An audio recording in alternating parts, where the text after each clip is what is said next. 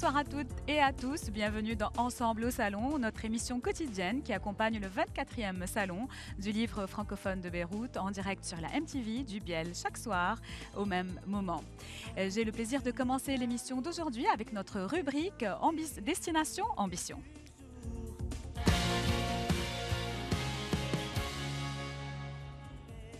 Nous lançons donc cette nouvelle rubrique de notre émission Ensemble au Salon, Destination Ambition, en partenariat avec l'ESA, l'École supérieure des affaires, une rubrique qui va nous accompagner durant toute la semaine. Et j'ai le grand plaisir de recevoir sur notre plateau M. Stéphane Attali, directeur général de l'ESA. Bonsoir, M. Attali. Comment allez-vous? Très bien, je vous remercie. C'est un grand plaisir que de vous recevoir sur notre plateau pour parler de l'ESA, que vous dirigez depuis quelques années et qui, d'année en année, prend un nouvel essor chaque fois avec de nouvelles idées. En fait, l'éducation francophone, c'est un gage de qualité.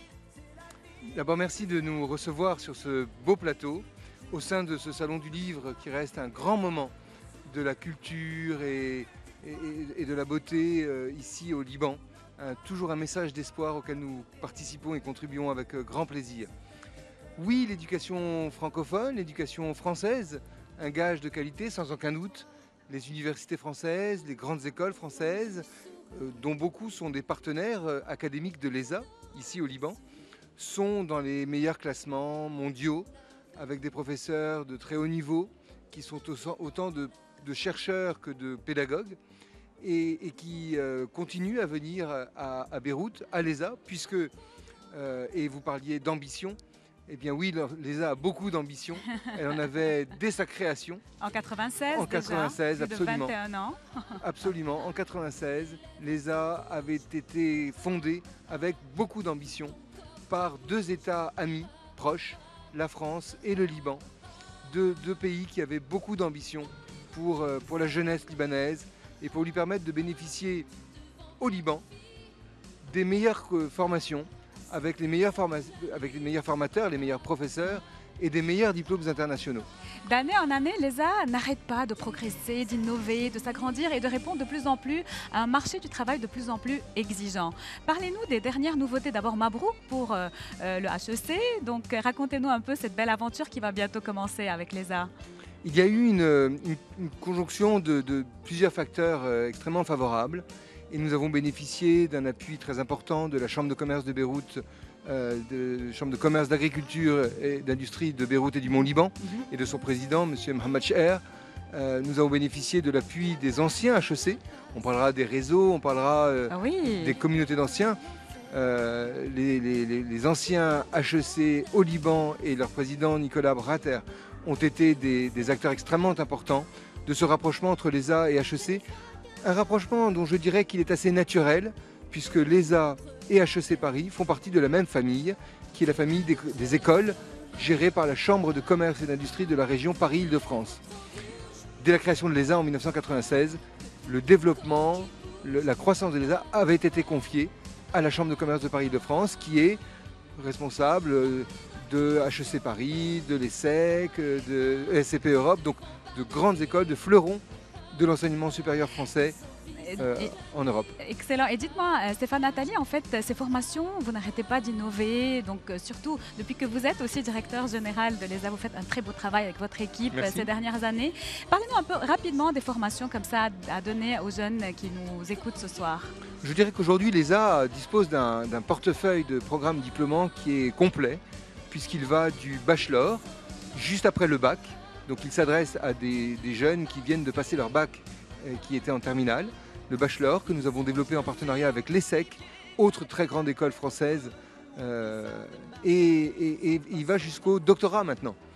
Donc un doctorat qui s'adresse, un DBA qui s'adresse à des professionnels en activité qui ont envie de faire une pause dans leur vie professionnelle, de modéliser. Et justement, on remarque ces derniers temps que les profils qui viennent s'inscrire à l'ESA sont très différents. On voit des médecins, des avocats, c'est pas seulement des personnes qui sont dans le domaine des affaires.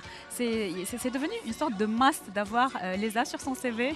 C'est un phénomène de mode, à votre avis, ou une nécessité pour entrer sur le marché du travail?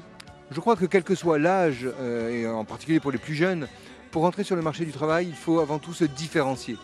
Donc bien sûr, le label de la grande école et du diplôme que l'on obtient est extrêmement important. La qualité des enseignements qui y sont fournis, les professeurs qui y interviennent sont évidemment extrêmement importants. Donc un must, oui, sans aucun doute, parce que le marché du travail est extrêmement compétitif, que ce soit au Liban, dans la région ou en Europe. Justement. Et parlez-nous un dernier mot du réseau. C'est un réseau solide que vous avez, des anciens de l'ESA. C'est Success Stories également que vous mettez à la disposition des étudiants. C'est important tout ça, n'est-ce pas? Alors le réseau de l'ESA, il est effectivement très large. Ce qui caractérise l'ESA, c'est d'abord sa relation avec le secteur privé, avec les entreprises, avec effectivement les Success Stories, comme vous le disiez, avec les grands patrons qui sont chez eux à l'ESA et qui viennent très régulièrement. Au point que dans les activités de l'ESA, nous avons maintenant un club d'affaires franco-libanais qui se réunit, qui se retrouve sur le campus de l'ESA et qui a même rejoint le réseau des chambres de commerce françaises à l'étranger. Excellent. Et ces dirigeants n'hésitent jamais à venir témoigner, à rencontrer nos étudiants, à échanger avec eux, à leur ouvrir des portes, des pistes, des stages et un jour des emplois naturellement. Excellent. Le deuxième grand réseau de l'ESA, naturellement, ce sont ses diplômés. Et le réseau des diplômés de l'ESA, aujourd'hui, c'est plus de 3500 diplômés depuis 22 ans, 21 ans. Plus de 3500 diplômés qui sont représentatifs absolument de toutes les communautés libanaises, de toutes les régions libanaises. Et c'est pour nous une grande force, un grand levier. Et parmi eux, toutes les professions. Vous parliez des médecins, des professions de santé, des ingénieurs, des avocats. Oui, il y a effectivement un énorme réseau solide. C'est excellent. Et c'est un réseau auquel nous avons accès de manière extrêmement simple parce qu'il y a une volonté de leur part de rester proches de leur école. Et ils sont souvent les premiers, nos diplômés, à venir nous proposer des projets, de nouvelles pistes et de nouvelles idées. Qui est merveilleuse. Merci beaucoup Stéphane Nathalie. On va en tout cas suivre l'ESA durant toute la semaine dans notre rubrique Destination Ambition. Merci pour votre on vous présence. parlera du master entrepreneuriat que nous allons lancer avec HEC Paris. Justement. Très prochainement. On en a dit quelques mots. Et s'il fallait conclure, je dirais effectivement, et vous l'avez prononcé à plusieurs reprises, ce mot, l'innovation.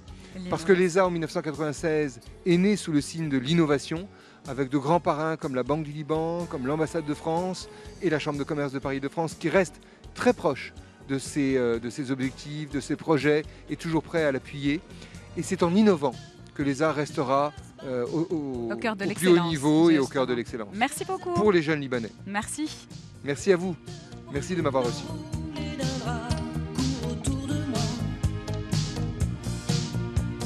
Ses yeux remplis de pourquoi cherche une réponse à moi.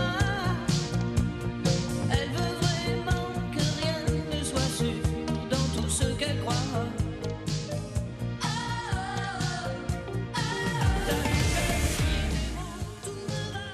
Nous passons à un tout autre registre. Après l'éducation, nous passons à la gourmandise, au monde des gourmets avec Dr Noha Baz, une fidèle de mon émission chaque année du Salon du Livre. Dr Baz, bonsoir. C'est un festin que cette année le Salon propose à ses invités. C'est le stand Ziria. Parlez-nous un peu de ce stand. Alors écoutez, effectivement, c'est la première année, c'est la 24e édition du Salon du Livre et c'est la première année que nous avons un espace Zériab grâce à la complicité et à l'efficacité de Madame Véronique Olagnou et de tous ses collaborateurs, la directrice de l'Institut français du Liban, comme on le sait. Je suis ravie parce que la gastronomie est enfin reconnue comme culture, c'est-à-dire que le livre gastronomique a sa place légitime, exactement comme tous les autres livres sur les librairies. Il est toujours en tête des ventes, les livres gastronomiques. Mais c'est ça. Mais l'espace Zériab est quand même dédié aux livres qui racontent une histoire, pas seulement qui donnent des recettes. Oui. Il est dédié aux livres qui racontent une belle histoire de transmission et de tradition. Et effectivement, cette année, nous avons des animations, des dégustations. Oui. En ce moment, d'ailleurs, il y a un atelier de thé. Nous avons un maître de thé absolument fabuleux qui s'appelle Arnaud Bachelin, qui a ramené dans sa besace des thés fabuleux du monde entier. Franchement, il faut aller voir. Il y a des pains de thé et il y a son livre qui sort en exclusivité à Beyrouth avant Paris. Nous sommes ravis de l'accueillir, je suis ravie de l'avoir invitée. Nous avons eu Madame Anne-Sophie Pic, dont c'était la première visite au Liban et qui est juste éblouie, qui est repartie ce matin, c'est vraiment un bonheur. Nous avons Louana Belmondo, nous avons des journalistes gastronomiques comme Marie-Ange Donc Chiari. tout ce beau monde qui fait rêver les papilles, qui L'Institut donne l'eau à la Bocuse, bouche. Enfin voilà, j'essaye de faire de ce prix un pont culturel entre le Liban Et croyez-moi, le vous arrivez à le faire depuis quelques années que je vous suis. Merci, On va Elsa. annoncer le prix Ziryab donc pour 2017 que vous avez Oui, annoncé hier. Oui, absolument. Donc il s'agit du pain, du vin, des oursins. Parlez-nous un peu de son auteur et de Alors, son idée. Alors l'idée, en fait, ce livre a été... Nous avons un jury qui est composé de 10 personnes quand même. Il y a André Malouf, Farouk Mardambey, Salah Stetiye, Louana Belmondo, Guy Martin. Nous avons un jury prestigieux. Et ce livre, c'est la première année où il obtient à l'unanimité le Ah vote. bon? Il y a eu juste une voix pour un accessite, on va dire, mais il a eu le prix. Nicolas Stromboni est un monsieur absolument extraordinaire. Je crois que le prix, ça a été cette belle rencontre avec lui. La vie vous fait parfois des cadeaux qui sont de très belles personnes que vous rencontrez dans votre parcours et Nicolas en fait partie. Donc il parle de la Corse, Alors, de la c'est un livre gastronomie qui raconte corse. la Corse. En une minute, parce que Oui, là, en on n'a pas 30 beaucoup. secondes, il parle de la Corse, mais à travers l'humain. C'est ça que j'aime. C'est-à-dire à travers ces petits producteurs, à travers ces artisans. Donc la cuisine corse est présentée avec un supplément d'âme.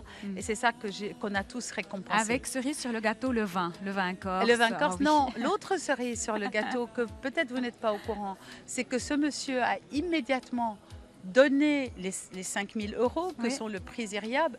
Il s'est divisé en deux. Il a donné la moitié au Petit Soleil, ma chère Elsa. Ah oui, à et votre l'autre moitié organisation. à bah, une c'est- association humanitaire corse. Ah, c'est Donc, excellent. Ce n'est pas uniquement un pont culturel, mais également un pont humanitaire. Humanitaire.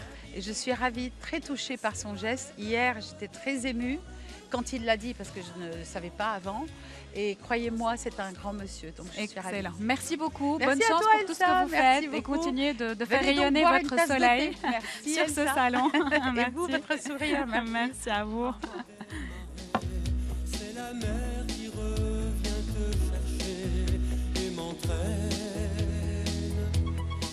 dans les courants, là où bat le cœur de l'océan, où tu dors au milieu d'un volcan et m'attends.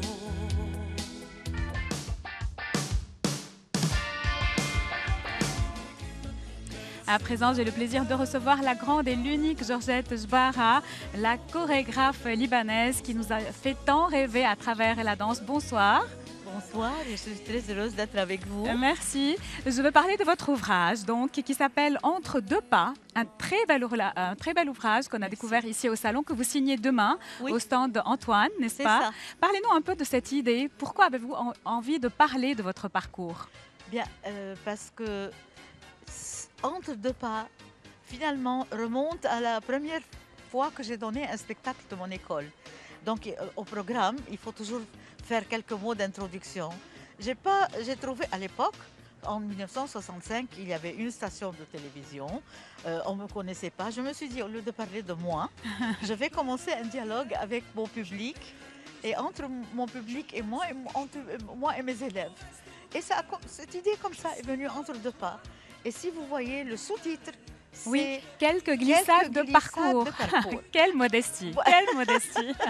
Parce que la glissade, c'est un pas qu'on enseigne, le premier pas qu'on enseigne aux élèves.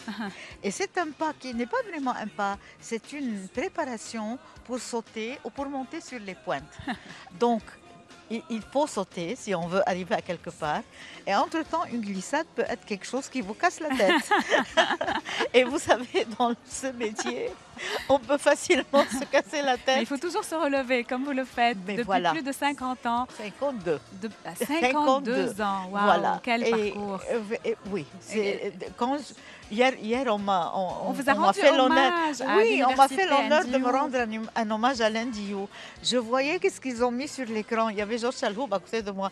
J'ai dit, Georges, c'est moi qui ai fait tout ça. Mais bravo, vraiment, on est tellement Franchement, fiers d'une merci. personnalité comme vous, Merci. qui à travers l'art fait passer tellement de messages positifs, malgré la guerre, malgré les difficultés. Vous avez Surtout tenu malgré bon. la guerre, surtout, vous savez, je viens de faire un voyage à Ségovie en Espagne.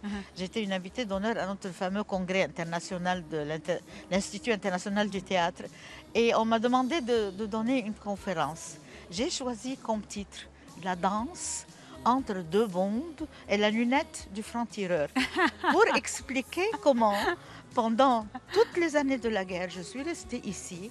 Et moi, comme un tas de mes collègues artistes, nous avons continué à créer, à faire des spectacles et même, figurez-vous, à voyager avec ces spectacles. Et nous avons eu même des prix à Bagdad, à Excellent. Carthage. Donc C'est c'est la incroyable. résistance à travers la danse. C'est la vraie résistance. Il y a la Excellent. résistance armée, Oui. mais il y a surtout la résistance Artistique, culturelle, culturelle. artistique, la résistance de la pensée, la résistance de ce Libanais qui est accroché à son pays malgré tout. Et c'est Excellent. ça qui a été... Merci beaucoup pour votre passage sur ce plateau. Je vous Merci. souhaite bonne chance pour demain. Donc la signature demain de C'est l'ouvrage demain à de 6h30. part à 6h30 au stand Entre Antoine. deux pas et lisez le livre, je crois qu'il va Moi, vous plaire. je l'ai lu. Moi, je l'ai lu. Déjà? Ils vont demander aux téléspectateurs. Déjà. Merci beaucoup. Merci pour Elsa. vous. Merci. Merci.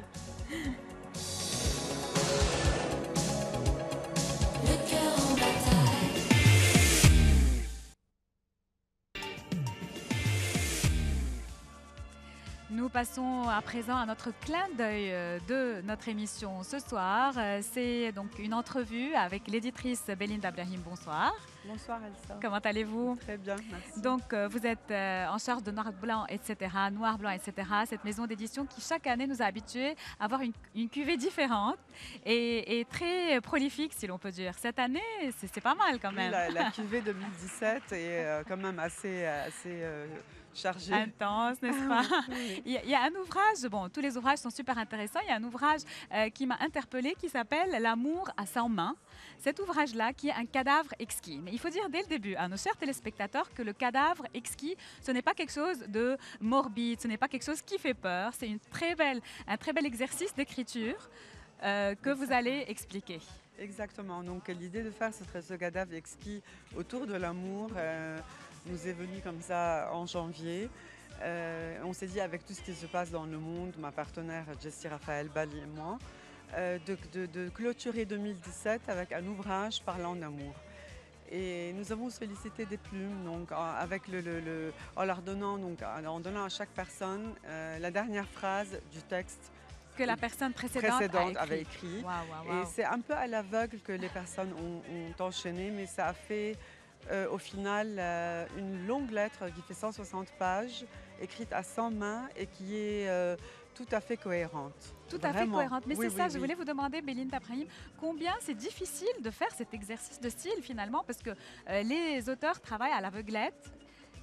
Bon, le résultat, ça vous a fait sourire, vous, en relisant tout ça. Racontez-moi un peu les coulisses Oui, de cet ouvrage. énormément. En fait, si vous voulez, c'est à partir du moment où je recevais une phrase, l'idée de la donner à une personne en particulier, c'est dans le choix des personnes, disons, que j'ai un tout petit peu donc, prévu comment la suite pouvait se faire.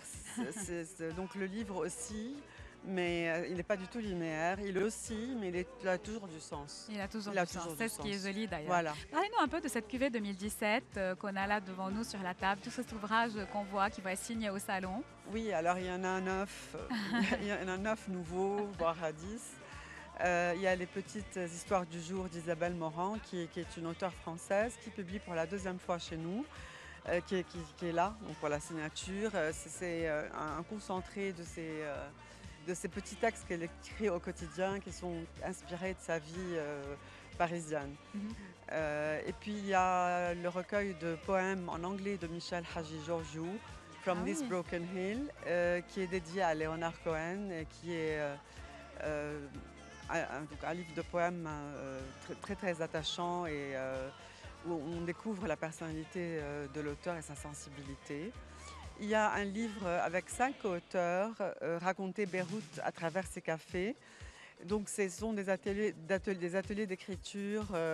Les co-auteurs sont Antoine Boulad, Afaf Asrad, Samia Boulad, Salma Kojok et Madeleine Badaro, Il y a tellement qui d'ouvrages se sont rendus intéressants. donc, dans des cafés, par exemple, ont été au café de Prague Oui. et ont chacun écrit sa vision du café. Donc il y a 5 visions pour chaque café. Ça, c'est intéressant, Voilà, oui. et il y a certains cafés qui ont même fermé la porte depuis. Donc Depuis. du coup, ça va faire un ouvrage de référence à un moment. Donc, Il le y a dernier aussi, ouvrage dont vous allez parler, on a vu tous là. les ouvrages sur la table. D'accord. Parlez-nous rapidement du dernier le dernier Oui. Dont vous je- voulez parler. Est-ce qu'il y a quelque chose qui... Donc oui, je voudrais parler de Avant d'écrire, qui est donc l'ouvrage de Monaïd, qui est une femme poète qui a dédié ce livre à son petit-fils. C'est un livre vraiment très très émouvant et l'histoire est très touchante. Donc je ne peux pas en dévoiler plus. Je préfère Excellent. que Tout les ça, ce sont lecteurs, vos bébés. ce Hein, sont nos bébés. vous n'aimez pas fécondation l'un in plus vitro, que l'autre. produit avec ma partenaire Jessie Raphaël Bali, à qui on doit toute la production de tous les ouvrages de notre maison d'édition. Excellent. Voilà. Bon, bonne chance pour ce Merci salon, beaucoup, Belinda, Elsa. Brahim. Merci pour Merci, votre passage merci. sur notre plateau.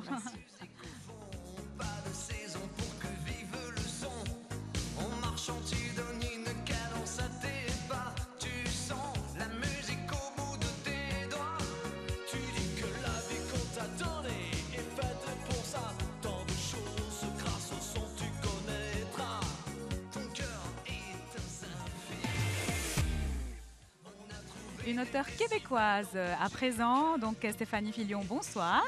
C'est un plaisir que de vous recevoir sur notre plateau. Les Canadiens, les Québécois, les Libanais les aiment beaucoup.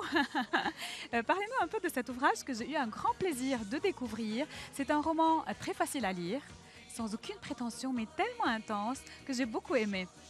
Merci. Alors, c'est l'histoire d'une photographe canadienne qui a eu un drame dans sa vie. Je ne révélerai pas les détails et qui vient au Liban car on lui a dit que de tout temps, les femmes libanaises avaient perdu des hommes et elles étaient fortes. Donc, elle vient ici faire son travail de photographe et elle va rencontrer un jeune judoka français. Ils vont avoir une histoire au Liban. Et donc, d'où le titre, ce titre qui m'a paru au début bizarre, puis j'ai compris pourquoi il s'appelle comme ça, Grand fauchage intérieur. C'est le nom d'un mouvement au judo, mais c'est aussi la métaphore du point de bascule qui va arriver à Jeanne durant son séjour à Beyrouth. Donc, et vous avez eu plusieurs prix. Et en même temps, vous écrivez de façon très simple, très claire. Pour vous, donc, plus le roman est simple, plus il touche le public. Il est certain qu'en ayant un langage qui est plus accessible, on peut rejoindre plus de gens. Mais en même temps, moi, je viens de la poésie, donc j'ai toujours un regard assez poétique, mais j'essaie de garder ça le plus dépouillé possible. Justement, donc vous avez à votre actif des carnets, des recueils de poésie, et ça, c'est votre premier roman que vous signez ici au Salon du Livre de Beyrouth. Vous habitez le Liban ou vous venez juste pour la signature? J'aimerais beaucoup habiter le Liban, mais j'habite Montréal et c'est mon 3e voyage au Liban. Mais pourquoi vous avez eu envie de parler du Liban dans votre ouvrage? Je suis tombée amoureuse du Liban. Ah Quand oui. je suis venue au Jeu de la francophonie en 2009, je représentais le Canada en littérature. Justement. Et ça a été un coup de cœur pour moi. Je voulais faire découvrir aux Canadiens le Liban parce qu'on a souvent une image des nouvelles internationales. Donc, moi, je vois Beyrouth avec les yeux d'une amoureuse. Donc, tout ce que je vois à Beyrouth, je trouve ça beau. J'ai voulu le transmettre dans mon roman. D'ailleurs, vous avez dit au tout début, bleu, bleu, bleu, vous ne voyez que du bleu, ou bien l'héroïne ne voyait que du bleu, du hublot de l'avion. C'est aussi des couleurs qui restent dans la tête, la Méditerranée, ça fascine également. Il y a un poète qui a dit, Kipling, qui a dit une fois que tu auras entendu l'appel de l'Orient, tu n'entendras plus rien d'autre. Alors, moi, j'ai entendu l'appel, je reste fascinée. Merci beaucoup pour votre présence. Merci d'avoir dédié cet ouvrage au Liban. Et donc, merci d'être avec nous sur ce plateau ce soir. Merci beaucoup, bonsoir. À présent, une petite pause publicitaire et on revient à vous.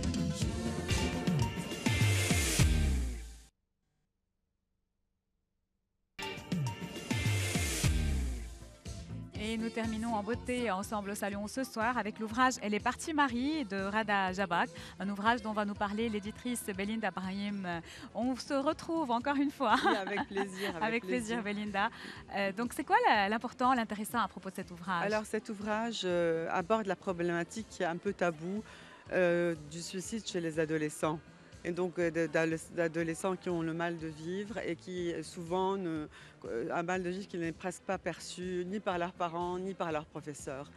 Nous l'avons édité en format livre de poche parce que nous espérons beaucoup pouvoir lui donner accès aux écoles et interpeller donc les parents, les professeurs sur ce mal-être que vivent des adolescents et qui parfois passent à l'acte et mettent fin à leur vie. Justement, Donc, c'est super intéressant bien comme, sûr, bien sûr. comme sujet. Donc c'est un peu notre lutte voilà, nous avons beaucoup encouragé Rada Jabak à publier ce livre. Voilà. Super. Merci beaucoup, Belinda, pour toutes les informations de ce soir. Bonne chance pour la suite et pour toutes les signatures. Avant de terminer, un grand merci pour tous vos messages, chers téléspectateurs, donc d'appréciation d'ensemble au salon. C'est un plaisir que de vous accompagner tous les soirs durant 1 heure pour savourer ensemble le monde merveilleux des livres, des rencontres, des auteurs intéressants, de la culture, de l'ouverture et aussi du divertissement. Rendez-vous demain à la même heure.